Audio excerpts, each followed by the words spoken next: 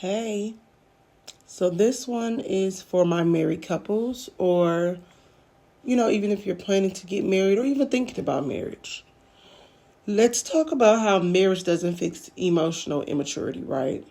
How just because you said I do or a ring was put on your finger, it doesn't raise you, right? Or it doesn't change that person. How if they couldn't communicate then or take accountability before then, they're really probably not going to do it now.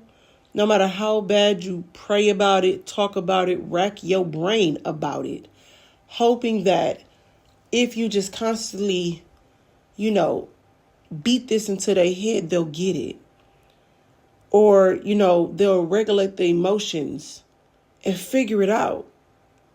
But the hard pill to swallow is sometimes some people just don't plan to change. They're content with who they are, whether they were content before the marriage or even after. They're just okay with what the hell they bring to the table and who they are, and they don't think that they have to change it. And it's not fair. And it's not okay. Just because a wedding was had and a title was put in front of them, that does not mean the character changed. Or, if they avoid the hard conversations before then, they definitely going to continue to avoid them after the paperwork is done.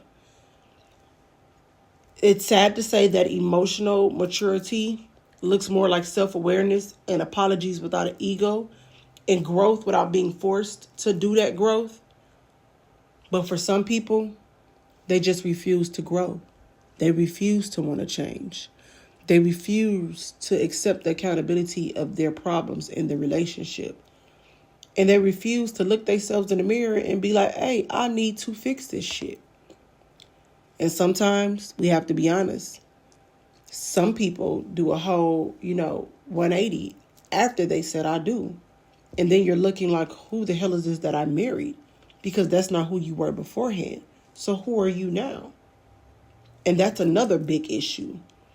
Some people play this character role that they put a mask over until it's time to get down that aisle. And then afterwards, they reveal their true selves. For the worst sometimes. And it sucks. And it's bad. But this is where you as the partner have to take accountability within yourself. And state, hey, I tried. Whether that's therapy, constant conversations.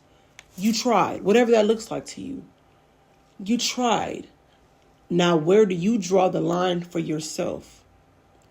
To know enough is enough. And that just because you made that change to become one union doesn't mean they made the change to make sure that union continues.